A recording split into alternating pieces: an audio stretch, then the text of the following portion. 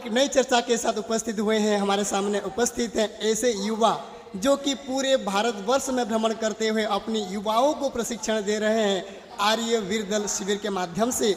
ऐसे श्रीमान रुपेंद्र आर्य जी को मैं स्वागत करता हूं इस कार्यक्रम में। और भी हमारे सामने उपस्थित हैं इस गुरुकुल के स्नातक, एक विचक्षण वक्ता हम कह सकते हैं, जो कि अपनी वक्तव्य के माध्यम से सभी को अपने और आकर्षित कर लेते हैं, जो कि हम जान रहे हैं, सुन रहे हैं, देख रहे हैं। तो चलिए इस कार्यक्रम में आप सभी दर्शकों का भी स्वागत करता हूं, वंदन करता हूं, अभिनंदन करता हूं अनंत शास्त्री यूट्यूब चैनल पर।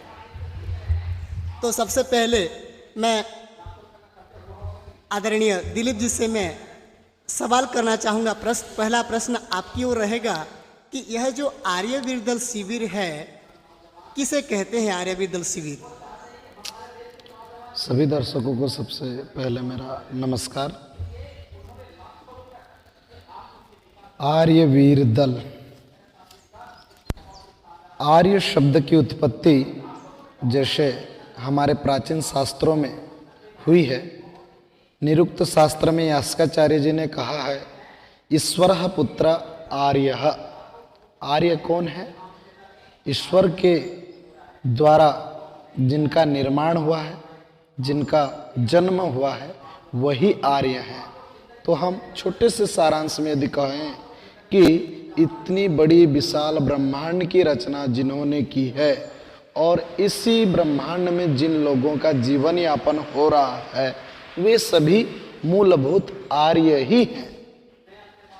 उसके उपरांत यदि हम कहें कि किसी भी देश, किसी भी समाज को हमेशा मजबूत और समय समय पर सहयोग की आवश्यकता होती है, और उसी समय में उस समाज को, उस राष्ट्र को, उस देश को एक विशेष युवाओं की आवश्यकता होती है, सैनिकों की आवश्यकता होती है। तो इसी उद्देश्य को लेकर के हमारे आर्य नेताओं ने, संस्कृति और इतिहास के रक्षकों ने एक आर्यवीर दल संगठन की स्थापना उन्होंने की थी। इस आर्यवीर दल के माध्यम से वे अपने प्राचीन वैदिक धर्म के सिद्धांत को जन जन तक, लघु लघु बालक तक, गांव गांव तक पहुंचाने का कार्य करने के लिए इस एक युवा संगठन को, जो कि आर्यवीर दल के नाम से प्रसिद्धि है, इस आर्यवीर दल की उन्होंने स्थापना की थी। बहुत सुंदर बताया जी आपने। और आर्यवीर दल किसे कहते हैं आपने ये बताया। अब मैं हमारे युवा व्यायाम शिक्षक, युवा साथी श्रीमान रुपेंद्र जी से मैं पूछना चाहूँगा, मैं आपसे यह जानना चाहूँगा कि यह जो आर्यवीर दल शिविर है, इसके उद्देश्य क्या है? सभी दर्शकों को नमस्ते। आर्यवीर दल के 3 ही उद्देश्य हैं: संस्कृति रक्षा, शक्ति संचय और सेवा कार्य। हम अपनी वैदिक संस्कृति को मानते हैं, हम अपने रामकृष्ण की संस्कृति को मानते हैं। रामकृष्ण की संस्कृति को मानने का मतलब उनके पद चिन्हों पर चलने को हम संस्कृति कहते हैं। जैसे रामकृष्ण जी शाकाहारी थे तो हम भी शुद्ध शाकाहारी हैं। रामकृष्ण जी विद्वान थे तो हम भी अपने वेद के विद्वान बने। रामकृष्ण जी 12 वर्ष के उम्र के बाद गुरुकुलों में रहे, उन्होंने विद्या इत्यादि सीखा, शस्त्र शास्त्र सीखा। उसी प्रकार हम भी अपने जीवन को तप करके समाज के लिए शस्त्र शास्त्र सीखें। और वो अपने जीवन में अन्याय का विरोध करते हैं तो हम भी अन्याय का विरोध करते हैं। वो अपने वैदिक संस्कृति में सीखा रखते हैं तो हम भी सीखा रखते हैं, क्योंकि हम उनके अनुयायी हैं। वो हमारे आदर्श पुरुष हैं। जैसे वो जनेऊ पहनते हैं तो हम भी जनेऊ पहनते हैं। तो हम केवल एक नारियल चढ़ा देना या फूल चढ़ा देना या अगरबत्ती दिखा देने का नाम हम इस प्रकार के कार्यक्रमों को हम नहीं मानते हैं। हम उनके पद चिन्हों को हम अपने जीवन में उतार पाए, इस प्रकार की संस्कृति को मानते हैं। तो आर्यवीर दल, आर्य समाज उसी वैदिक संस्कृति को मानता है। दूसरा है, पहला तो हो गया संस्कृति रक्षा, शक्ति संचय। शक्ति संचय से आशय यह है कि यदि हम शरीर से मजबूत होंगे तब हम अपनी वैदिक संस्कृति की रक्षा कर पाएंगे, और हम शरीर से मजबूत होंगे तभी हम समाज में सेवा कर पाएंगे। तो मैं एक बात हमेशा बोलता रहता हूं, यदि आपका स्वास्थ्य ठीक है तो दुनिया की सारी नौकरियां आपके इंतजार कर रही हैं। यदि आपका स्वास्थ्य ठीक है तो दुनिया में आप जाके कहीं भी सेवा कर सकते हैं। तो इसलिए हम स्वयं अपने शरीर का विकास कर पाए, क्योंकि तीसरा जो उद्देश्य है वो दूसरे उद्देश्य से जुड़ा हुआ है। सेवा कार्य हमारा तीसरा उद्देश्य है। तो जो शरीर से सक्षम होगा वही समाज में जाके सेवा कर पाएगा। तो हम अपने वैदिक संस्कृति को मानते हैं और शक्ति का संचय करते हैं, और शक्ति का संचय करने के बाद उस शक्ति को समाज में सेवा के लिए लगाते हैं। तो आर्य वीरदल का यही 3 उद्देश्य है। बहुत सुंदर तरीके से बताया आपने। इसके 3 उद्देश्य होते हैं, जो कि संस्कृति रक्षा, शक्ति संचय और एक सेवा कार्य। जी जी, तो हम जाने कि आर्यवीर दल किसे कहते हैं, आर्यवीर दल शिविर का उद्देश्य क्या है, ये हम जान चुके हैं। परंतु इसके पहले अगर इतना हम चर्चा कर रहे हैं इस विषयों पर, तो यह आर्यवीर दल शिविर का स्थापना कब हुई और क्यों हुई, मैं जानना चाहूँगा श्रीमान आचार्य दिलीप जी से। जब देश अंग्रेजों के शासनकाल में जकड़ा हुआ था, उस समय अनेक आर्य समाज के कर्णधार युवा सन्यासी अपना तन मन धन लगाकर इस देश में अंग्रेजों से कैसे आज़ादी मिले और हमारी जो संस्कृति परंपरा की रक्षा हम लोग किस प्रकार से कर सकें, इन उद्देश्यों को लेकर के बहुत ही अच्छा कार्य किया जा रहा था। तो उसके प्रथम जो सन्यासी थे, शुद्धि आंदोलन के महान स्वामी श्रद्धानंद जी सरस्वती, उनकी 1926 में जब हत्या कर दी गई, निर्मम हत्या कर दी गई, तो उस समय आर्य नेताओं व अनेक सन्यासियों द्वारा उनकी एक विशेष सुरक्षा के लिए, आर्य नेताओं की सुरक्षा के लिए, आर्य समाज के संगठनों को मजबूत करने के लिए एक विशेष समर्पित बल की आवश्यकता सभी को महसूस हुई। 1927 में जब दिल्ली में प्रथम आर्य महासम्मेलन किया गया, तो उस समय स्वामी महात्मा नारायण स्वामी जी की अध्यक्षता में सबसे पहले आर्य रक्षा समिति का गठन किया गया था। समिति का कार्य था कि वह देश भर में विभिन्न राज्यों में जाकर के 10,000 ऐसे युवाओं को अपने साथ जोड़ें जो स्वयं सेवकों का चयन करें और धर्म की रक्षा के लिए, समाज की रक्षा के लिए, देश की रक्षा के लिए अपने प्राणों तक की आहुति भी दे सकें। और उसके साथ साथ इस संगठन की रक्षा निधि के लिए सभी लोगों ने मिल करके 10,000 रुपये की धनराशि भी व्यवस्था की थी। उस समय का जो माहौल था, आर्यों का जो अदम्य उत्साह था, उन उत्साहों के फलस्वरूप बहुत ही अल्प समय में, बहुत ही कम समय में वो 12,000 स्वयं सेवक, जो हम जिन्हें आर्य वीरों के नाम से भी संबोधित कर सकेंगे, सभी लोगों ने मिल करके एक व्यवस्थित रूप से धनराशि की भी उन्होंने आवश्यकता को पूरी की। समिति के स्वयं सेवकों ने विशेष रूप से बैठ करके इस दल का नाम उस समय आर्यवीर दल रखा था, और 26 जनवरी 1929 को सार्वदेशिक सभा के माध्यम से उनके द्वारा इसका संविधान बनाकर एक विशेष रूप से आर्यवीर दल की विधिवत आर्य नेताओं ने स्थापना की थी। और सबसे पहले श्री शिवचंद्र जी इसके प्रथम संचालक के रूप में नियुक्ति हुए थे। तो कहने का मतलब यह है कि आर्यवीर दल, यानी जैसे कि संस्कृत में कहा गया है, भारतस्य प्रतिष्ठे द्वे संस्कृतम संस्कृतिस्तथा, यदि हमारी प्राचीन संस्कृति परंपरा को जीवित रखना है तो वहाँ पर हम सभी लोगों को एक सामूहिक, एक युवाओं का संगठन बना करके विशेष सभी लोगों को हम लोग एक वैदिक सिद्धांतों के साथ में देश को आगे की ओर ले जा सकेंगे, युवाओं को एक अच्छा दिशा की ओर आगे बढ़ा सकेंगे। इन अनेक प्रकार के विशेष उद्देश्यों को लेकर के आर्यवीर दल की स्थापना की गई थी। जी, आपने जैसे बताया कि आर्य समाज, आर्यवीर दल, इनके संबंध अत्यंत घनिष्ठ हैं, इनके माध्यम से सारा संचालित हो रहा है।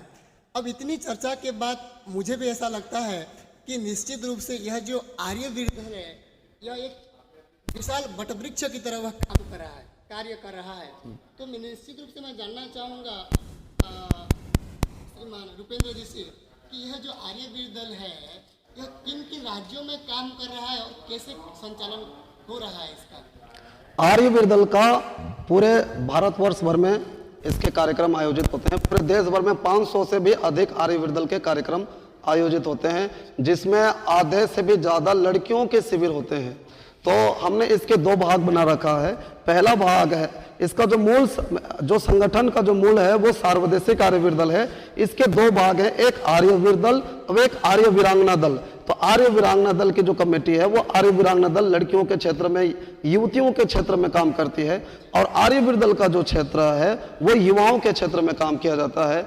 अभी उत्तर प्रदेश में पिछले साल जो व्यायाम शिक्षक हैं वो प्रत्येक विद्यालय में सिखाया गया, और वहां से जो रजिस्ट्रेशन की जो संख्या पहुंची वो 52,000 बच्चों को महर्षि दयानंद जी के विचारों से ओतप्रोत कराया गया। 52,000 बच्चों को सर्वांग सुंदर व्यायाम, सूर्य नमस्कार, भूमि नमस्कार, स्वास्थ्य रक्षा के लिए प्रेरित किया गया। तो और आर्यवीर दल के माध्यम से भी पिछले समय 35 जगह में 200 कुंडे यज्ञ हुए। तो और कई प्रकार से जब बाढ़ भी आ जाती है या कोई इस प्रकार की स्थिति होती है तब भी आर्यवीर दल 24 घंटा खड़ा रहता है। तो पूरे देश भर में आर्यवीर दल के कार्यक्रम चल रहे हैं। दिल्ली में 35 आर्यवीर दल की शाखाएं लगती हैं, जो वहां शिक्षक है प्रतिदिन शाखा में जाते हैं, बच्चों को व्यायाम सिखाते हैं। 45 शाखाएं उत्तर प्रदेश में अस्थायी स्थायी रूप से चल रही हैं, कुछ विद्यालय में चल रहे हैं, कुछ गुरुकुलों में चल रहे हैं, कुछ अलग अलग संस्थानों में चल रहे हैं।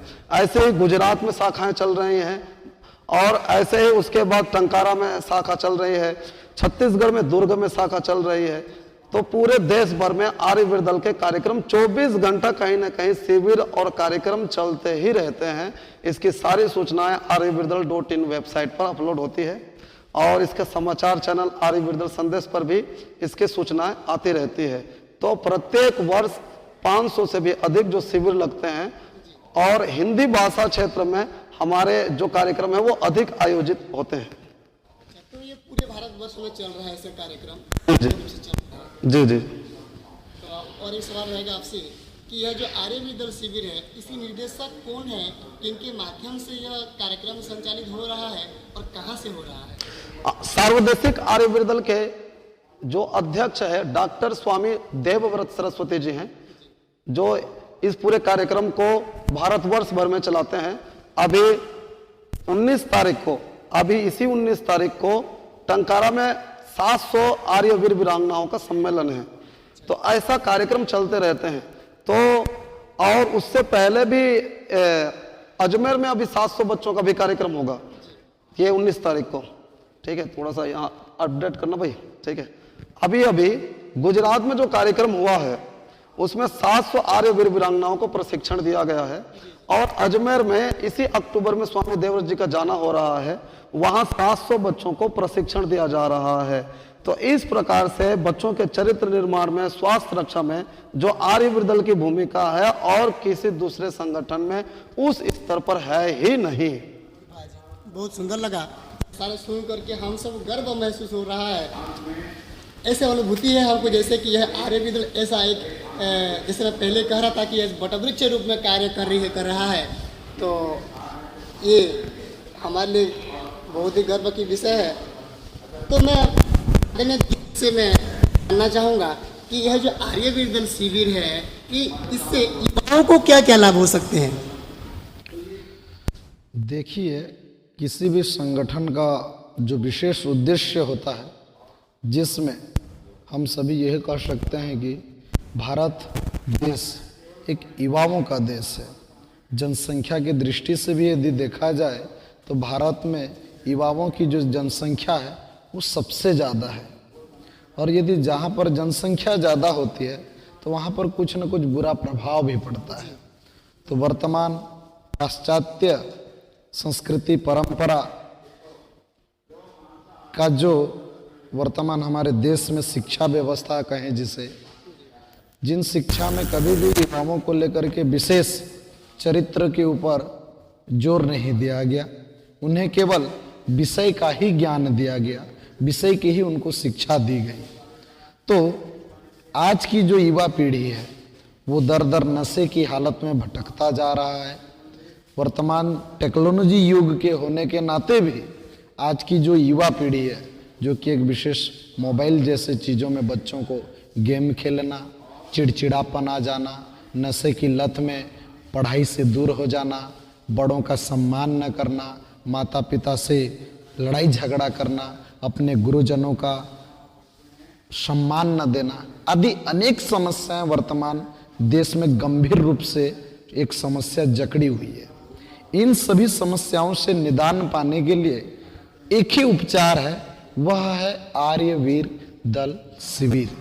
और इस शिविर का जो प्रमुख उद्देश्य यही है कि युवा चरित्र निर्माण शिविर, जिसका हम एक फुल फॉर्म कहें तो आर्यवीर दल शिविर। तो शिविर में युवा, मैंने जैसे पहले भी कहा कि युवा इस देश का मेरुदंड है, और जिस देश का मेरुदंड यदि कमजोर हो वो देश कभी उन्नति कर ही नहीं सकता है। तो इस प्रकार से हम कह सकते हैं कि युवाओं को यदि कोई रक्षा कर सकता है, उनमें कोई चारित्रिक का विकास कर सकता है, उन बच्चों को नशे की लत से दूर कोई ले जा सकता है, उनमें कोई अच्छी शिक्षा दे सकता है, सद्भावना के, संस्कार का, परोपकार का, देशभक्ति का, तो वह एक ही मात्र संगठन है आर्यवीर दल संगठन। क्योंकि यह प्राचीन काल से ऋषि मुनियों की परंपरा से जो एक विधिवत वेदों में जिस प्रकार से युवाओं को निर्माण को लेकर के जो जोर दिया गया है, ब्रह्मचर्य पालन से लेकर के उनके मृत्यु पर्यंत एक मनुष्य जीवन जीने का जो उद्देश्य कैसा होना चाहिए, उनका लक्षण क्या होना चाहिए, वो सारी चीजें शारीरिक के साथ साथ मानसिक शिक्षा, आध्यात्मिक शिक्षा, बौद्धिक शिक्षा, चारित्रिक शिक्षा आदि विभिन्न दिशाओं को लेकर के, विभिन्न विषयों को लेकर के आर्यवीर दल के माध्यम से हम आज के इस भटकती युवा पीढ़ी को एक सुधार लाने के लिए बहुत ही सुंदर तरीके से हमारे सभी आर्यवीर दल के प्रशिक्षक जो व्यायाम शिक्षक के रूप में हैं, सभी अग्रज भ्राता भाई लोग जुड़े हुए हैं और निरंतर कार्य कर रहे हैं। जी, तो जैसे कि हम अभी देख रहे हैं इस समाज में युवा किस रास्ते से कैसे वो इस आधुनिक चाकचक के जीवन में कैसे वो पथभ्रष्ट हो रहा है, नशे में गिर रहा है। अपनी इस, जैसे हम जानते हैं मोबाइल, यह मोबाइल एक बहुत जानलेवा भी हो सकता है कि वो इस युवा को बिगाड़ सकता है और अच्छा जगह ले भी सकता है। तो इससे वह कैसे पथभ्रष्ट हो करके अवनति की ओर जा रहा है। और भी अनेक विषय हो सकते हैं जो कि युवा पीढ़ी को बर्बाद कर रही है। तो क्या एक यह आर्यवीर दल शिविर एक सर्वश्रेष्ठ माध्यम में कह सकता हूं कि युवाओं को अच्छा स्थान पर एक उनकी उन्नति में साथ दे? बिल्कुल बिल्कुल बिल्कुल, क्योंकि कहा गया है देश जो भरा नहीं भावों से, बहती जिसमें रसधार नहीं, वह हृदय नहीं पत्थर है जिसे अपने देश से प्यार नहीं। आज आप वर्तमान में देख रहे होंगे अनेक ऐसे जो विदेश दूसरे देश हैं, इजराइल हो, ईरान हो, रूस हो, ये सभी किस प्रकार से अपने देश को बर्बाद के कागार पर ले चुके हैं। जी। और यदि हम देशभक्ति की भावना में किसी देश का विशेष यदि उदाहरण दें तो वो इजराइल है। वहाँ का एक एक युवा, एक एक बालक, एक एक बच्चा वहाँ अपने देश के लिए मर मिटने के लिए तैयार है। लेकिन यदि हम हमारे वर्तमान देश की बात करें, हमारे जो वर्तमान भारत देश के जो नौजवान हैं, उन लोगों में हमें कहीं भी देशभक्ति की भावना झलकती हुई दिखाई नहीं देती है। वो बच्चे देश प्रेम की भावना से बहुत दूर चले गए हैं।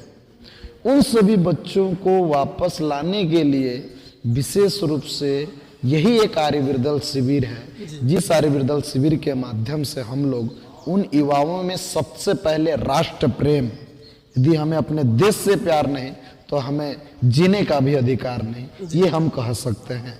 और इसी आर्यवीर दल शिविर के माध्यम से सभी युवा जो व्यायाम शिक्षक हैं बच्चों में सबसे पहले देशभक्ति की भावना जागृत करते हुए धीरे धीरे उनको अनेक विषयों को लेकर के उन बच्चों को एक विशेष रूप से तैयार किया जा रहा है, ताकि आने वाले समय में जब भी अपने देश, धर्म, संस्कृति, परंपरा पर कोई भी आंच आए तो ये वही नौजवान आर्यवीर होंगे जो अपने प्राणों के बलिदान देने के लिए सबसे पहले और सबसे आगे की पंक्तियों में खड़े दिखाई देंगे। जी जी। तो इसी के साथ प्रिय दर्शकों, आपने सुन रहे हैं कि आर्यवीर दल इस युवाओं के निर्माण में इसकी कितनी बड़ी भूमिका है। आपने बहुत अच्छी तरीके से सुना। इसके आगे मैं श्रीमान रुपेंद्र जी से मैं पूछना चाहूँगा कि आर्यवीर दल शिविर में बच्चों को, इन युवाओं को किन किन विषयों पर प्रशिक्षण दिया जाता है, वे क्या क्या सीख सकते हैं इसके माध्यम से? आर्यवीर दल में जो मुख्यतः प्रशिक्षण दिया जाता है, जिसमें बौद्धिक का विकास हो, आत्मिक विकास हो और शारीरिक विकास हो। जिसका शारीरिक विकास होगा उसका भी बौद्धिक विकास होगा। केवल वो जिसका शरीर साथ देगा वही स्वाध्याय कर पाएगा, जिसका शरीर साथ देगा वो भजन कर पाएगा, जिसका शरीर साथ देगा वो आध्यात्मिक उन्नति कर पाएगा। तो इसलिए बलम उपास, बल की उपासना करें। तो इसमें आज मैं किसी विद्यालय में जाता हूं शहरी क्षेत्रों में, और मैं वहां जाकर विद्यालय के प्रिंसिपल सर से बोलता हूं कि सर मैं आपके विद्यालय के बच्चों को 10 मिनट व्यायाम कराना चाहता हूं, तो मुझे परमिशन नहीं मिलती है। क्यों? क्योंकि 10 मिनट तक उनके बच्चे मैदान में खड़े नहीं हो सकते, चक्कर खा के गिर जाएंगे। तो जिस देश में युवा की यह दुर्गति हो वो देश कैसे उन्नति करेगा? तो इसलिए मैं कहता हूं कि प्रत्येक विद्यालय में, और मैं तो ये चाहता हूं कि भारत सरकार को आर्यवीर दल के कार्यक्रमों को पूरे देश भर में लागू करने चाहिए। स्वास्थ्य रक्षा के लिए इससे अच्छा कार्यक्रम और दुनिया में कहीं नहीं है। सूर्य नमस्कार को पूरे विश्व में सबसे अच्छा व्यायाम माना गया है। और सूर्य नमस्कार, सूरज, हमारे शरीर में भी सूर्य चंद्र 2 नाड़ियां हैं, तो सूर्य नाड़ी पर प्रभाव पड़ता है, इसलिए इसका नाम सूर्य नमस्कार है। तो ये किसी सूरज को नमस्ते या उससे प्रणाम करने से संबंधित नहीं है। दूसरे संप्रदाय के लोग विरोध करते हैं, उसका कारण है कि अज्ञानता, सही से चीजों को नहीं आकलन कर पाने की वजह से। हम चंद्र नमस्कार भी करते हैं, तो हमारे शरीर में चंद्र नाड़ी भी है, तो जब हम चंद्र नमस्कार करते हैं तो चंद्र नाड़ी पर प्रभाव पड़ता है, इसलिए इसका नाम चंद्र नमस्कार है, ना कि वो हम ऊपर चंद्रमा जो जा रहा है उसको हम नमस्ते करते हैं। ठीक है, तो शरीर प्रक्रिया का यही सारे व्यायाम है। तो मैं कहता हूं कि जिस देश में बच्चे 10 मिनट नहीं खड़े हो सकते हैं, तो वो जवान अपने जीवन में क्या कर सकते हैं? तो इसलिए मैं कहूंगा कि पत्थर सी हो मांसपेशियां, लोहे सी हो भुजदंड अभय, नस नस में हो लहर ज्वार की, तभी जवानी पाती जय, तभी जवानी पाती जय। जवानी उम्र से संबंधित नहीं है कि मैं 16 साल का हूं कि 20 साल का हूं तभी मेरे में जवानी है, ऐसा नहीं है। मेरे में उत्साह बना रहे। आज हमारे जो गुरु जी हैं, स्वामी देवव्रत जी हैं, वो खुद ही लाठी भाला सिखाते हैं, और आज उनकी उम्र 83 वर्ष के हो गए हैं। 83 वर्ष की उम्र में होते हुए भी वो इतनी यात्राएं करते हैं और पूरे देश भर में सिखाते हैं, तो वो अभी भी युवा ही हैं। तो युवा उम्र से संबंधित नहीं है, उत्साह से संबंधित है। यदि हम जवानों को व्यायाम सिखाएंगे, लाठी भाला सिखाएंगे, तलवार सिखाएंगे, ठीक है, शरीर से मजबूत बनाएंगे, तो दुनिया में जाके जहां भी जाएंगे देश का नाम रोशन करेंगे। तो इसलिए आज शारीरिक रूप से हमारे युवा कमजोर हो चुके हैं। आज पूरे विश्व में सबसे ज्यादा युवा भारत के पास है, लेकिन ओलंपिक में हम 68वें नंबर पर हैं। उसका कारण क्या है कि हम शारीरिक विकास पर हमारा कोई ध्यान है ही नहीं। तो इसलिए आर्यवीर दल ही एक ऐसा माध्यम है जिससे तप कर बच्चा कुंदन बन जाता है। तो इसलिए युवाओं के लिए आर्यवीर दल के सिवा और कोई दूसरा माध्यम मुझे दिखाई नहीं देता है। बहुत सुंदर जी। मैं आदरणीय दिलीप जी से जानना चाहूँगा कि युवाओं को किन किन चीज़ों की प्रशिक्षण दी जाती है इस शिविर में? जी, आर्यवीर शिविर के माध्यम से बच्चों को विशेष रूप से, यदि हम सबसे पहले, जैसे आज आदरणीय रुपेंद्र जी भी कह रहे थे कि एक शरीर में सबसे पहले जब तक उनका शारीरिक स्थिति मजबूत नहीं होगा तो फिर हम दूसरा कोई भी कार्य क्षेत्र में अपना योगदान नहीं कर सकेंगे। तो मैथिली शरण जी का मुझे कुछ पंक्तियाँ याद आ रहा है, जैसे मैं शिविर के लिए विशेष आग्रह के रूप में कहना चाहूँगा सबसे प्रथम कर्तव्य है आर्यवीर दल बढ़ाना देश में। सबसे प्रथम कर्तव्य है आर्यवीर दल बढ़ाना देश में। आर्यवीर दल बिना ही पढ़ रहे हैं आज हम सब क्लेश में। आर्यवीर दल बिना कोई कभी बनता नहीं सतपात्र है। आर्यवीर दल बिना कल्याण की आशा दुराशा मात्र है। आर्यवीर दल के बिना कल्याण की आशा दुराशा मात्र है। तो इन पंक्तियों में कितनी सुंदर तरीके से कहा गया कि आर्यवीर दल ही वही संगठन है, वह केंद्र है जहां पर आज का युवा पीढ़ी जा करके सर्वांगीण विकास, छोटे शब्दों में यदि मैं भी कहूं तो सर्वांगीण विकास यानी एक युवा को एक सोने के रूप में, एक हीरे के रूप में हम कैसे तैयार करें। जैसे कोयले के खदान पे जब एक जली हुई चीज को बार बार उसको तपाया जाता है तो एक कुंदन के रूप में होता है, तो उसी प्रकार एक नौजवान को, एक विद्यार्थी को हम इस शिविर के माध्यम से नीचे क्रम से ऊपर की ओर उसकी उन्नति जहां तक भी हो पाएगी हम उस शिखर तक ले जाने के लिए सर्वांगीण विकास के रूप में उन बच्चों को सभी प्रकार की शिक्षाएं देते हैं। शारीरिक शिक्षा, सुबह से जो बच्चों की दिनचर्या कितनी अच्छी, प्रातःकाल 4 बजे से बच्चों की दिनचर्या प्रारंभ की जाती है। सभी व्यायाम शिक्षक अपने नित्य कर्म करके विशाल मैदान पर उपस्थित होते हैं। बहुत ही सुंदर तरीके से संगीतमय वातावरण में बच्चों को उत्साहपूर्वक रक्त संचार का कार्यक्रम शुरू किया जाता है। उसके उपरांत बच्चों को जूडो कराटे का प्रशिक्षण दिया जाता है। जूडो कराटे होने के बाद बच्चों को सूर्य नमस्कार किया जाता है। सूर्य नमस्कार हो जाने के बाद बच्चों को योगासन भी करवाया जाता है।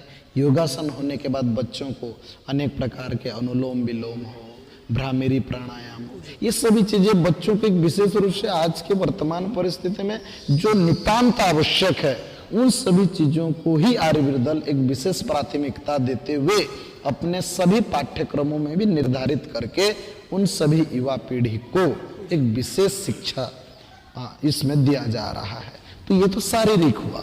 शारीरिक के साथ दूसरा हम यदि देखें तो उन बच्चों का मानसिक शिक्षा, मानसिक शिक्षा के लिए यदि हम देखते हैं तो सबसे पहले जहां भी इस आर्यवीर दल की शिविर का आयोजन किया जाता है तो उस जगह पर एक विशेष यज्ञ प्रक्रिया, दैनिक यज्ञ जिसे हम कहें, तो उस यज्ञ के माध्यम से बच्चों को मानसिकता को एक सकारात्मक थिंकिंग, सकारात्मक सोच उस यज्ञ वेदी में सभी बच्चे, सभी आर्यवीर जब बैठते हैं तो उनमें एक विशेष प्रकार का सकारात्मक विचार उत्पन्न होते हैं। क्योंकि जहां जहां अग्नि जलती है वहां से दुर्गुणों का दूर हो जाना स्वाभाविक है।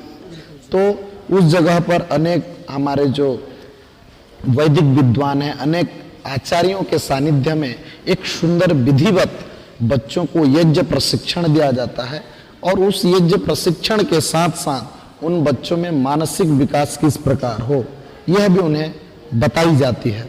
तो हम कहें कि शारीरिक शिक्षा के साथ साथ मानसिक शिक्षा का भी द्वितीय साधन उस कैंप में, उस शिविर में बच्चों के लिए विशेष तरीके से निर्माण किया गया है।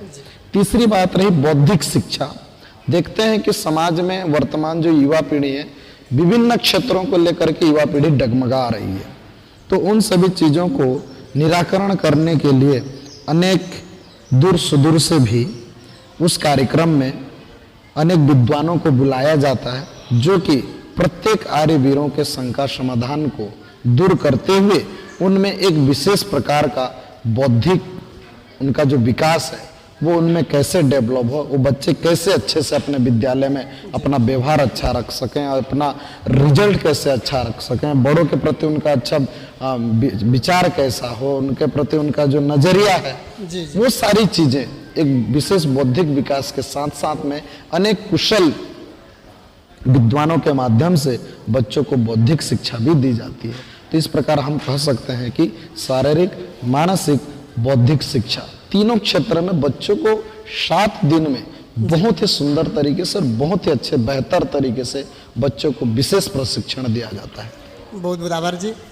आदरणीय दिलीप जी, आप भी एक युवा हैं, श्रीमान रुपेंद्र जी आप भी एक युवा हैं और हम भी एक युवा हैं, और आज चर्चा कर रहे थे आर्यवीर दल शिविर के विषय में।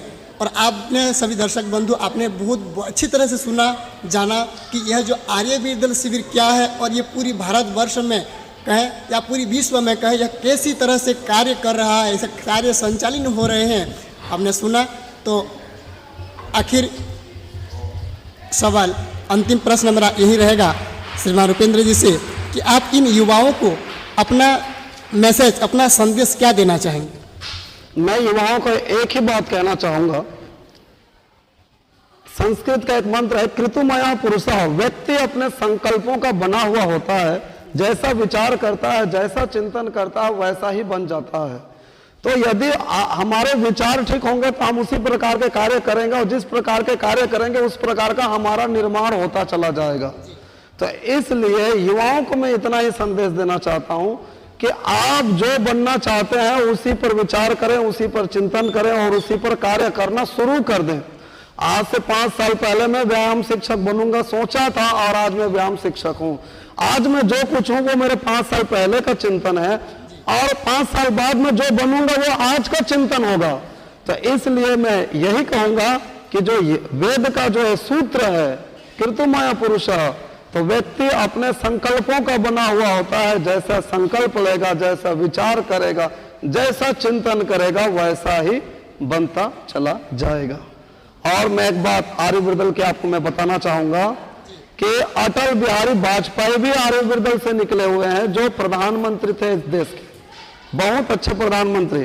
और एक घटना मैं बताना चाहता हूं, जब पाकिस्तान ने कहा कि मैं परमाणु बम फेंक दूंगा भारत पर, तो अमेरिका वालों ने फोन करके कहा कि आप अपनी सेनाएं वापस ले लीजिए, नहीं तो पाकिस्तान के लोग परमाणु बम फेंक देंगे। तब अटल बिहारी वाजपेयी जी ने जो बात कही थी वो आर्यवीर की संस्कृति है। उन्होंने कहा था अगर वो परमाणु बम फेंकेंगे तो हमारा गुजरात चला जाएगा, लेकिन जब हम परमाणु बम फेंकेंगे तो कल का सूरज पाकिस्तान देख नहीं पाएगा। तो यह आर्यवीर की ही संस्कृति है। आर्य कुमार सभा ग्वालियर के उसके अध्यक्ष थे, और उन्होंने पहला जो उद्बोधन दिया था वो सत्यार्थ प्रकाश पर दिया था। वो जहां भी जाते थे वो बोलते थे कि सत्यार्थ प्रकाश पढ़िए, वहां से मुझे प्रेरणा मिली है, इसलिए आज मैं देश का काम कर पा रहा हूं। तो इसलिए मैं कहना चाहता हूं कि आर्यवीर से और अच्छा माध्यम इस संसार में है ही नहीं। बहुत बहुत धन्यवाद जी। और आपने सुना कि सत्यार्थ प्रकाश एक ग्रंथ है, अमर ग्रंथ है, जिसकी रचना की थी स्वामी दयानंद जी सरस्वती ने, जो कि वेदों का सार है। यह पुस्तक आप भी दर्शक बंधु अवश्य निश्चित रूप से आप लें और पढ़ें और सत्य को जानें। और आगे इस कार्यक्रम को ले जाते हुए मैं आदरणीय दिलीप जी से मैं अंतिम प्रश्न रहेगा कि यह जो आपका संदेश क्या रहेगा युवाओं को लेकर के? देखिए, आर्यवीर दल शब्द का ही निर्माण जो विशेष रूप से प्रत्येक वर्ग के लिए किया गया है, हम इसमें युवाओं को ही जोड़ें ऐसा नहीं है। देश के लिए सभी लोगों को इसमें साथ बढ़ाना है, समाज की रक्षा के लिए हो, राष्ट्र की रक्षा के लिए हो।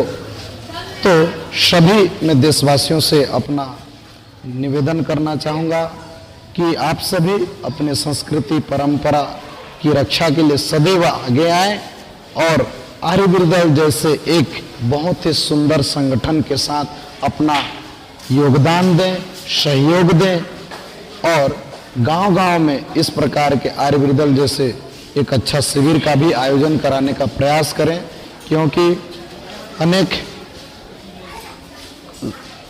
लोगों का कहना है कि इस शिविर के माध्यम से ही देश का युवा पीढ़ी एक अच्छे दिशा की ओर जा सकता है। इसीलिए अंत में 2 शब्द गुनगुनाते हुए कहना चाहूँगा, हर कर्म अपना करेंगे, हर कर्म अपना करेंगे, ऐ वतन तेरे लिए दिल दिया है जान भी देंगे, ऐ वतन तेरे लिए। धन्यवाद। ठीक जी। सफलता कदम चूमे उसकी जिसे वक्त की पहचान, सफलता कदम चूमे उसकी जिसे वक्त की पहचान, वक्त जिंदगी वक्त बंदगी, समय बड़ा बलवान, समय बड़ा बलवान। तो आपने आदरणीय दिलीप जी ने और श्रीमान रुपेंद्र जी ने आपने अपना बहुमूल्य समय को हमको दिया है, अपना योगदान दिया है आज की चर्चा सत्र में। तो आप सभी का मैं तहे दिल से आपका स्वागत करता हूँ, धन्यवाद देता हूँ, आभार व्यक्त करता हूँ। तो चलिए दर्शक बंधु, मिलेंगे एक नई चर्चा के साथ, तब तक के लिए आपका बहुत बहुत आभार। लगे रहिए इस चैनल पर और अच्छा लगे तो लाइक शेयर सब्सक्राइब करते रहिए और युवाओं को जोड़ते रहिए, राष्ट्र हित के लगे रहिए। तो फिर से आप सभी